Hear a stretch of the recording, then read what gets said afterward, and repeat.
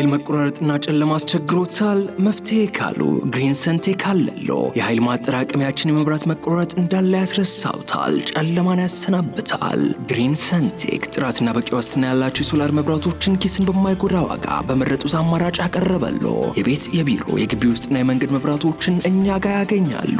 ምን ይሄ ብቻ! ጀነሬተርን የሚተካ በፀሐይ ኃይልና በኤሌክትሪክ ቻርጅ የሚደረግ ወይንም በሁለቱም መስራት የሚችል ድምፅ አልባና አየር ብክለት የሌለው ሶላር ጀነሬተር በፈለጉት ዋት እንካችሁ ብለዋል። ምርቶቻችን የ5 ዓመት ዋስትና ያላቸው ሲሆን በሚፈልጉት የፍጆታ መጠን ለመኖሪያ ቤቶች፣ ለሆቴሎች፣ ለባንኮች፣ ለአስጎብኚ ድርጅቶች፣ ለሆስፒታሎች፣ ለቢሮ፣ ለኢንተርኔት ካፌ፣ ለህትመት ቤቶች፣ ለቴሌኮም ሴክተር፣ ለኤሌክትሪክ መኪና አስመጪዎች፣ ለሲኒማ ቤቶችና ለሌሎችም። አድራሻ 22 ማዞሪያ ከጎላጎል ህንፃ ወደ ቦሌ በሚወስደው መንገድ 500 ሜትር ዝቅ ሲሉ ኳሊቲ ህንፃ አንደኛ ፎቅ ቢሮ ቁጥር 103 ላይ ያገኙናል። ስልክ 0989414219 0989414209 ወይንም 0913844852 ላይ ይደውሉልን። ግሪን ሰንቴክ ለዘላቂ መፍትሄ እንሰራለን። ሰላም ጤና ይስጥልን። የተወደዳችሁና የተከበራችሁ የገበያ ሚዲያ ቤተሰቦች እንደምን አላችሁ? በምዕራፍ 2 የመረጥንላችሁን ኢኮኖሚያዊና ማህበራዊ መረጃዎቻችንን ይዘንላችኋል። ከመረጃዎቹ ጋር መላኩ ደምሰው ነኝ። በቅድሚያም አርዕስቶችን እናስቀድም። ኢትዮጵያ ውስጥ ከሚገኙ 31 ባንኮች 28ቱ ባንኮች 1.3 ቢሊዮን ብር መጭበርበራቸው ተነግሯል። ሙሉ መረጃውን እናጋራችኋለን። ኢትዮ ቴሌኮም ለሽያጭ አቅርቦት የነበረውን አክሲዮን በተመለከተ ዛሬ መግለጫ ሰጥቷል። እኛም በመግለጫው የተነሱ ጉዳዮችን በዝርዝር የምናደርሳችሁ ይሆናል። የኢትዮጵያ ነዳጅ አቅራቢ ድርጅት ለግል ኩባንያዎች ነዳጅ እንዲያቀርቡ መፍቀዱን ተከትሎ ባካሄደው ዓለም አቀፍ ጨረታ አሸናፊዎችን ይፋ ማድረጉ ተነግሯል። የምናደርሳችሁ ይሆናል። በሁለት ዙር ለ50 ሺህ ዜጎች የሚሆን የጋራ መኖሪያ ቤቶች ሊገነቡ መሆኑ ተነግሯል። የጋራ መኖሪያ ቤቶቹ የት ይገነባሉ የሚሉትንና ሌሎች የመረጥንላችሁን ኢኮኖሚያዊና ማህበራዊ መረጃዎቻችንን ይዘንላችኋል። አዳዲስ እንዲሁም ትኩስ መረጃዎችን ለማግኘት ታዲያ የገበያ ሚዲያን እንድትወዳጁ እየጋበዝን በዝርዝር ወደ ያዝንላችሁ መረጃዎቻችን እናልፋለን። ከታሪፍ በላይ በማስከፈልና ትርፍ የጫኑ 247 አሽከርካሪዎች ላይ እርምጃ ተወሰደም። በማዕከላዊ ኢትዮጵያ ክልል ከ10ሩም የክላስተር ከተሞች ተነስተው ወደ አዲስ አበባ የህዝብ ትራንስፖርት አገልግሎት በሚሰጡበት ወቅት ሕግና ስርዓት ያላከበሩ በ247 ግለሰቦች ላይ እርምጃ መውሰዱን የክልሉ የመንገድ ትራንስፖርት ቢሮ አስታውቋል። በዚህም በተወሰደው እርምጃ 14 የአሽከርካሪዎች ማህበራት ተቀጣሪዎች መባረራቸውንም በምክትል ርዕሰ መስተዳደር ማዕረግ የመሰረተ ልማት አስተባባሪና የመንገድ ትራንስፖርት ቢሮ ኃላፊ ዶክተር መሐመድ ኑርዬ ተናግረዋል። 10 የስምሪት ባለሙያዎችና ሌሎች የትራፊክ ቁጥጥር ባለሙያዎችም የእርምት እርምጃ ከተወሰደባቸው መካከል እንደሚገኙበት ተነግሯል። እርምጃው የተጫኑ ተሳፋሪዎችን ማመናጨቅ፣ ከመንገድ ላይ ማውረድ፣ ከመናኸሪያ ውጭ የትራንስፖርት አገልግሎት ሰጪዎች ላይ የሚታይ ስርዓት አልበኝነትና የስነ ምግባር ጉድለት መሆኑን የገለጹት ኃላፊው ይህንንም ለመቆጣጠር አስቸጋሪ በመሆኑ ተጠቃሚው በበኩሉ በ8934 ነፃ የስልክ መስመር ላይ በመደወል ቅሬታውን እንዲያቀርብ መደረጉን ተናግረዋል። እርምጃ የተወሰደባቸው ሌሎች ግለሰቦች ከታሪፍ በላይ በማስከፈልና ትርፍ መጫን ላይ ተሰማርተው እንደነበርም ኃላፊው ጠቁመዋል። እንዲሁም ትራፊክ ፖሊሶችም ገንዘብና እጅ መንሻ እየተቀበሉ ለተሳፋሪዎች ምንም ሳይጨነቁ መኪናውንና አሽከርካሪውን ሳይቆጣጠሩ የሚያሳልፉበት መንገድ መኖሩንም መታዘባቸውን እንዲሁ ዶክተር መሐመድ ተናግረዋል።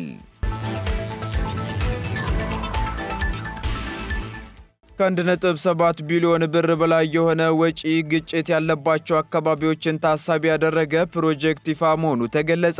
ፕሮጀክቱ በቢልና ሚሊንዳ ጌትስ ፋውንዴሽን በተገኘ የ14.3 ሚሊዮን ዶላር ወይም ከ1.7 ቢሊዮን ብር በላይ በሆነ ወጪ በጤና ሚኒስቴርና ኤምኤስአይ ኢትዮጵያ የሚተገበር ነውም ተብሏል። ለ4 ዓመታት ይተገበራል የተባለው ይህ ፕሮጀክትም በአማራ፣ በትግራይ፣ በኦሮሚያና በሲዳማ ክልሎች አማራጮች የጤና አገልግሎት የቤተሰብ እቅድ የእናቶችና ሕፃናት ጤና አገልግሎት የሚሰጥበት መሆኑን በኤምኤስአይ ፕሮዳክቲቭ ፕሮጀክት የኢትዮጵያ ዳይሬክተር ዶክተር አበበ ሽብሩ ተናግረዋል። ፕሮጀክቱም በአራቱ ክልሎች ውስጥ ባሉ 230 የመንግስት የጤና ተቋማት አገልግሎት እንደሚሰጡ የተናገሩት ዳይሬክተሩ የጤና ባለሙያዎችን አቅም በማጎልበትና ምንም አይነት የጤና አገልግሎት በሌላቸው ቦታዎች በ6 ተንቀሳቃሽ የጤና ቡድኖች የተጠቀሱትን የጤና አገልግሎቶች እንደሚሰጡ አስረድተዋል። የፕሮጀክት ስራው የሚከናወንባቸው አራቱ ክልሎች የተመረጡት በግጭቶች ምክንያት እንዲሁም በተፈጥሮ አደጋዎች ምክንያት በተለይም እናቶችና ሕፃናት በይበልጥ ተጎጂ እንደመሆናቸው ለነርሱ አማራጭ የጤና አገልግሎት ለመስጠት ታልሞ ነውም ተብሏል። በዚህም ስራውን በበላይነት የሚመራው የጤና ሚኒስቴር ሲሆን ኤምኤስአይ ኢትዮጵያ ስራውን በማገዝ ድርሻውን እንደሚወጣም ተገልጿል። በተጨማሪም የዚህ ፕሮጀክት አካል የሆነው ቢልና ሚሊንዳ ጌትስ ፋውንዴሽን በተገኘ 520 ሚሊዮን ብር የገንዘብ ድጋፍ ኤምኤስአይ ኢትዮጵያ በኦሮሚያ ክልል የስነ ተዋልዶ ጤና ፕሮጀክት በቅርቡ ይፋ ማድረጉ ይታወሳል። የኢትዮጵያ ነዳጅ አቅራቢ ድርጅት ለግል ኩባንያዎች ነዳጅ እንዲያቀርቡ መፍቀዱን ተከትሎ ባካሄደው ዓለም አቀፍ ጨረታ 4 ኩባንያዎች አሸናፊ መሆናቸውን አስታወቀም። የኢትዮጵያ ነዳጅ አቅራቢ ድርጅት እስከ ሚያዝያ 3 ቀን 2017 ዓ.ም ድረስ የሚቆየውን ዓለም አቀፍ ጨረታ ማውጣቱ ይታወሳል። ተጫራቾችም ከ1.6 ቢሊዮን ብር በላይ ማስያዣ እንዲያቀርቡ ተጠይቀው የነበረ ሲሆን የድርጅቱ የአቅርቦትና የሽያጭ መመሪያ ስራ አቶ አባይነህ አወል አሸናፊ ኩባንያዎችን ይፋ አድርገዋል። በዚህም 4ቱ አሸናፊ ኩባንያዎች ቢቢ ኢነርጂ፣ ቪቶል፣ ባህሬን ትራፊጉራና ቢጂኤን ኢንተርናሽናል ዲኤምሲሲ መሆናቸው ተነግሯል።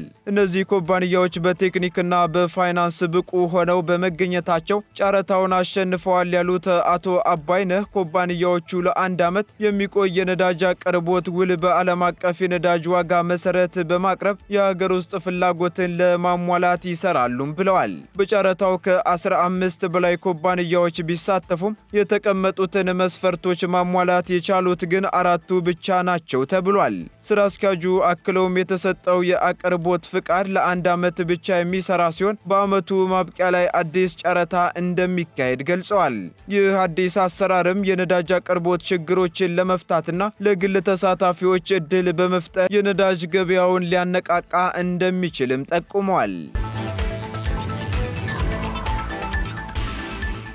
ኢትዮ ቴሌኮም ለሽያጭ ባቀረበው አክሲዮን 3.2 ቢሊዮን ብር ማግኘት መቻሉን አስታወቀም።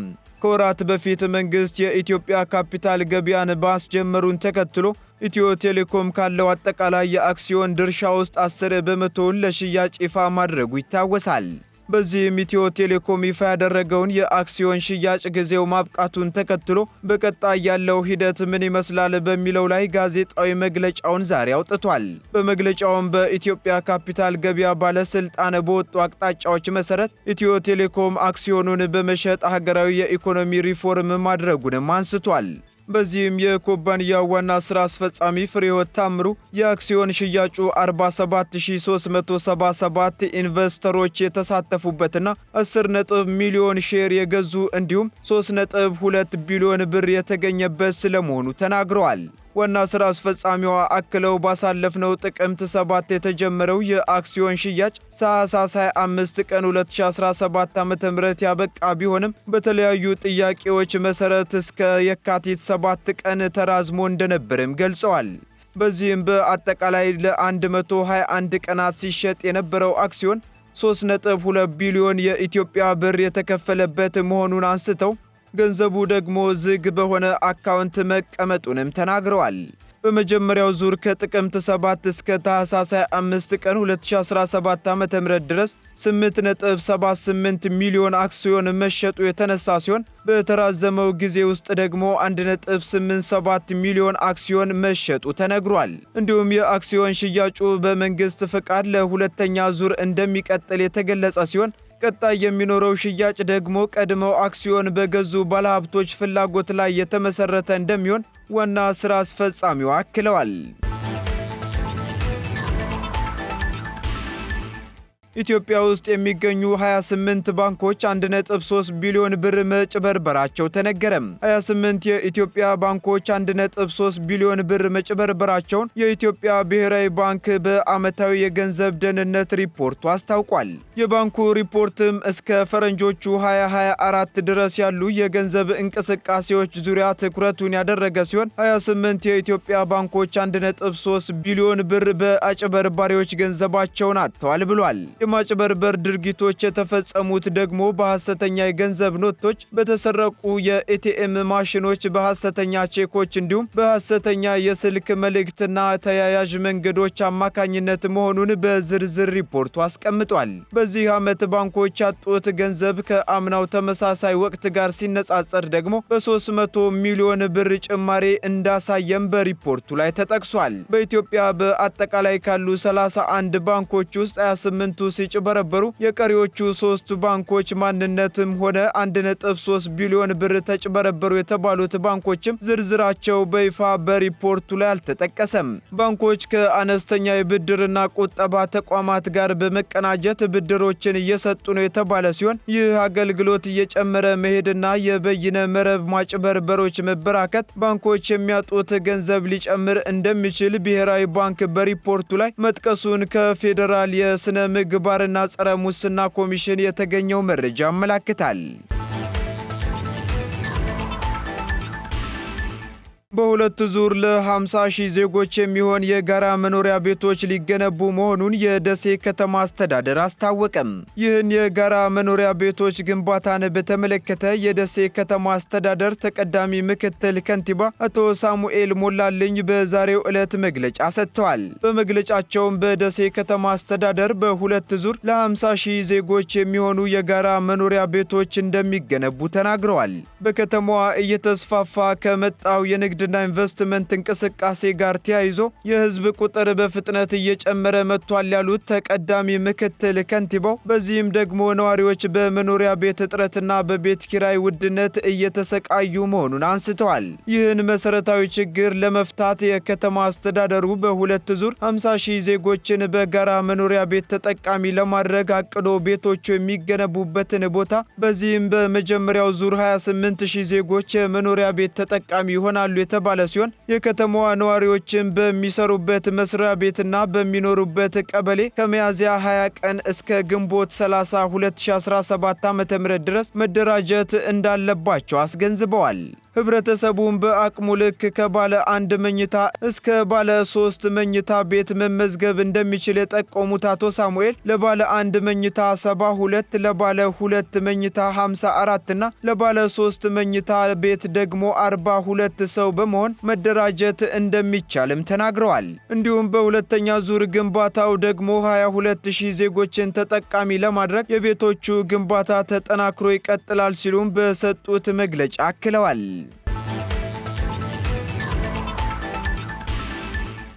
የተወደዳችሁና የተከበራችሁ ተከታታዮቻችን ለምዕራፍ 2 ያዝንላችሁ መረጃዎቻችን እነዚህን ይመስሉ ነበር። አዳዲስ እንዲሁም ትኩስ ኢኮኖሚያዊና ማህበራዊ መረጃዎችን ለማግኘት ታዲያ የገበያ ሚዲያን እንድትወዳጁ እንጋብዛለን። መልካም ጊዜን ተመኘን። የኃይል መቆራረጥና ጨለማ አስቸግሮታል? መፍትሄ ካሉ ግሪን ሰንቴክ አለሎ። የኃይል ማጠራቀሚያችን የመብራት መቆራረጥ እንዳለ ያስረሳውታል፣ ጨለማን ያሰናብታል። ግሪን ሰንቴክ ጥራትና በቂ ዋስትና ያላቸው የሶላር መብራቶችን ኪስን በማይጎዳ ዋጋ በመረጡት አማራጭ አቀረበሎ። የቤት የቢሮ የግቢ ውስጥና የመንገድ መብራቶችን እኛ ጋር ያገኛሉ። ምን ይሄ ብቻ! ጀነሬተርን የሚተካ በፀሐይ ኃይልና በኤሌክትሪክ ቻርጅ የሚደረግ ወይንም በሁለቱም መስራት የሚችል ድምፅ አልባና አየር ብክለት የሌለው ሶላር ጀነሬተር በፈለጉት ዋትንካችሁ ብለዋል። ምርቶቻችን የ5 ዓመት ዋስትና ያላቸው ሲሆን በሚፈልጉት የፍጆታ መጠን ለመኖሪያ ቤቶች፣ ለሆቴሎች፣ ለባንኮች፣ ለአስጎብኚ ድርጅቶች፣ ለሆስፒታሎች፣ ለቢሮ፣ ለኢንተርኔት ካፌ፣ ለህትመት ቤቶች፣ ለቴሌኮም ሴክተር፣ ለኤሌክትሪክ መኪና አስመጪዎች፣ ለሲኒማ ቤቶችና ለሌሎችም። አድራሻ 22 ማዞሪያ ከጎላጎል ህንፃ ወደ ቦሌ በሚወስደው መንገድ 500 ሜትር ዝቅ ሲሉ ኳሊቲ ህንፃ አንደኛ ፎቅ ቢሮ ቁጥር 103 ላይ ያገኙናል። ስልክ 0989414219 0989414209 ወይንም 913844852 ላይ ይደውሉልን። ግሪን ሰንቴክ ለዘላቂ መፍትሄ እንሰራለን።